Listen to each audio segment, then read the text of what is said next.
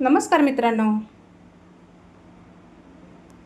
कशा सर्वजण मजेत ना? मजेतच राहायला पाहिजे. तर आपण एक रेसिपी बनवणार आहे. त्याला लागणारे साहित्य आहे, आमच्याकडच्या पद्धतीने रेसिपी बनवणार आहे मी. हिरवी मिरची, कोथिंबीर, आलं लसूण पेस्ट, जिरे आहे, हे फोडणीला आहे, लाल मिरची, चणा डाळ आणि उडद डाळ, कढीपत्ता, छान मोठे कांदे 2 चिरलेले आहे मोठे मोठे, आणि एक गाजर, चवीपुरतं मीठ, हळदी पावडर, बेसन आणि उकडलेले बटाटे 2. तर आपल्याला एक रेसिपी बनवायची आहे. तर नक्कीच तुम्हाला ही रेसिपी पसंत येईल. माझ्यासोबत शेवटपर्यंत राहा. प्लेट ठेवली. प्लेटमध्ये आहे त्या वाटीच्या प्रमाणामध्ये 2 वाटी गव्हाचं पीठ, तर अर्धी वाटी रवा आहे, बारीक रवा याच्यामध्ये टाकून घेते. चवीनुसार मीठ टाकते. 1 चम्मच तेल टाकून घेते मोहनीकरिता, आणि थोडी साखर छान मिक्स करून घेते. छान हाताच्या साहाय्याने छान आपल्याला मळून घ्यायचं आहे. याच्यामध्ये तेल टाकलं ना मी, त्यामुळे आहे ना छान आपल्याला सगळीकडे लागलं पाहिजे. तर बघा अशा पद्धतीने आता आपण थोडं पाणी टाकून अशा पद्धतीने गोळा झाला आहे बघा. थोडं पाणी टाकून आपल्याला मळून घ्यायचं आहे. जास्त घट्ट न करता, जास्त पातळ न करता, अगदी योग्य प्रमाणामध्ये आपल्याला गोळा बनवायचा आहे. तर बघू शकता अशा प्रमाणामध्ये, जास्त पातळ नाही, जास्त घट्ट पण नाही. रवा असल्यामुळे थोडं फुलायला वेळ लागतो. तर मी थोडं झाकण ठेवते 5 ते 10 मिनिटपर्यंत, आणि दुसरी आपण तयारी करूया भाजीची. झाकण ठेवू याला. तर बघू शकता मित्रांनो, गॅस चालू केला. गॅसवर ही कढई ठेवली. आता याच्यामध्ये आपल्याला तेल घालून घ्यायचं आहे आपल्या गरजेनुसार. तर आमच्याकडची ही रेसिपी आहे. तर मी 3 चम्मच तेल घालून घेतलं आहे. आता तेल आपल्याला छान गरम करून घ्यायचं आहे. तेल आपलं छान गरम झालेलं आहे. चणा डाळ, उडीद डाळ, राई आणि जिरे टाकून घेते फोडणीला. त्याच्यानंतर आपल्याला कांदा घालून घ्यायचा आहे, भरपूर कांदा. या भाजीला कांदा जेवढा जास्त वापरसाल तेवढा छान टेस्ट येणार. तर हिरवी मिरची, थोडासा कढीपत्ता, छान आपल्याला कांदा छान भाजून घ्यायचा. तर बघू शकता या पद्धतीने छान कांदा आपल्याला भाजून घ्यायचा आहे कढईमध्ये. तुम्हाला जर जास्त प्रमाणात करायचं असेल तर थोडं प्रमाण जास्त घ्यायचं सामानाचं. याच्यामध्येच आपल्याला आलं आणि लसणाचा पेस्ट टाकून घ्यायचं आणि छान परतून घ्यायचं. नेहमीच आपण भाजी कशी बनवतो त्याच पद्धतीने, पण थोडी वेगळी आहे. याच्यामध्ये गाजर पण घालून घेते. हे पण आपल्याला छान परतून घ्यायचं. थोडीशी कोथिंबीर, चवीनुसार मीठ आणि हळद. अगदी झटपट होणारी रेसिपी. याच्यामध्येच आपल्याला बटाटा घालून घ्यायचा आहे. छान मिक्स करायचं आहे. बटाटा टाकल्यानंतर बेसन घेतलं होतं बघा मी 2 चम्मच. याच्यामध्येच आपल्याला पाणी घालून छान आहे ना मिक्स करून घ्यायचं. तर या भाजीमध्ये आपल्याला बेसन टाकून घ्यायचं आहे आणि छान आपल्याला मिक्स करून घ्यायचं आहे. मी थोडं पाणी घालत आहे आणखी. बघू शकता अशा पद्धतीने आपल्याला छानशी ही भाजी करून घ्यायची आहे.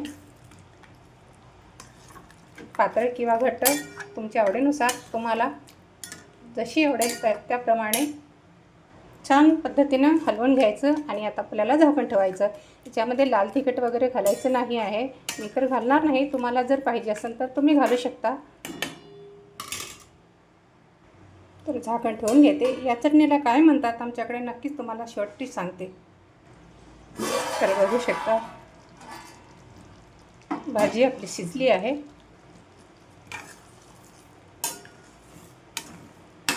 बघू शकता मित्रांनो. तर मी गॅस बंद करते आता. तर इथे कढई ठेवली मी. कढईमध्ये तेल टाकत आहे.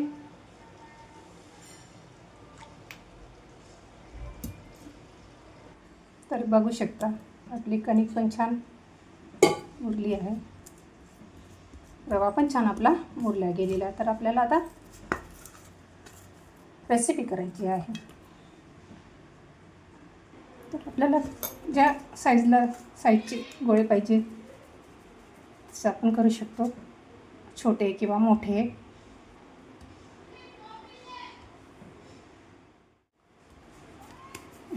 अशा पद्धतीने छान आहे ना, आपल्याला गोळे आहे ना करून घ्यायचे आहे.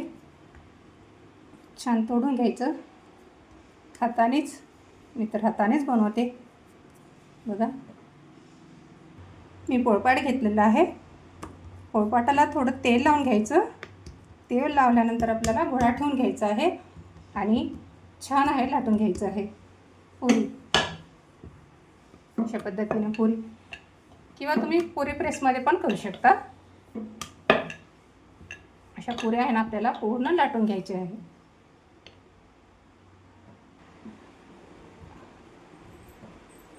छान मी लाटून घेते.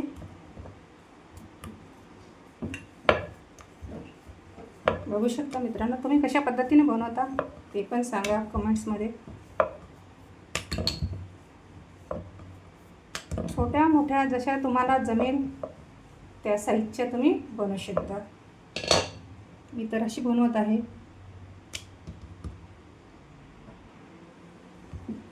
पुरी आहे ती जास्त पातळ नसावी आणि जास्त जाड पण नसावी. बघू शकता अशा पद्धतीने छान करून घेते आणि 5-6 झाल्यानंतर आहे ते मी तळून घेते.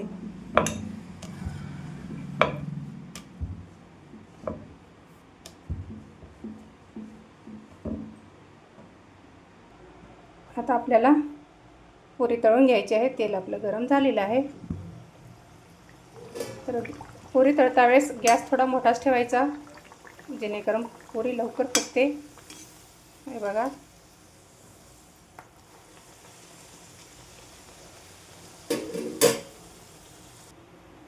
अशा कलरवर आहे ना काढून घ्यायची पुरी आपल्याला. तर काढून घेते मी.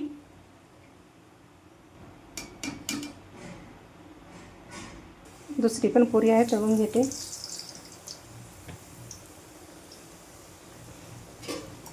आपल्या सगळ्याच पुऱ्या तळून घ्यायच्या गरम गरम तेलामध्ये. बघू शकता किती छान फुगली आहे.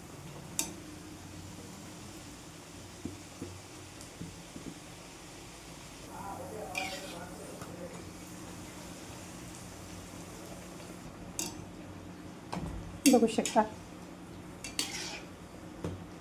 किती सोप्या पद्धतीमध्ये ही रेसिपी कशी करतात ते तुम्हाला सांगितली आहे. नक्कीच तुम्हाला पसंत येईल आणि मी सांगितल्याप्रमाणे तुम्ही नक्कीच बनवा. पुरीला कलर पण छान आलेला आहे साखर घातल्यामुळे.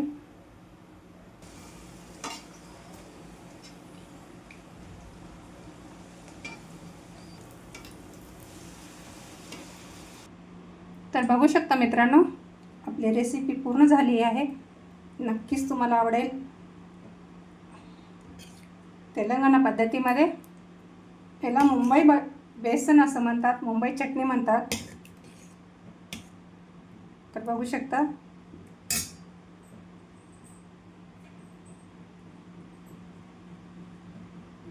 ही रेसिपी तुम्हाला कशी वाटली नक्कीच कमेंट्समध्ये सांगायला विसरू नका. रेसिपी पाहिल्याबद्दल आपले सगळ्यांचे धन्यवाद. परत भेटूत आपण नवीन रेसिपीसह नवीन व्हिडिओमध्ये. तर माझा व्हिडिओ मी इथेच थांबवते. सगळ्यांचे मनापासून धन्यवाद व्यक्त करते. धन्यवाद मित्रांनो. मुंबई बेसन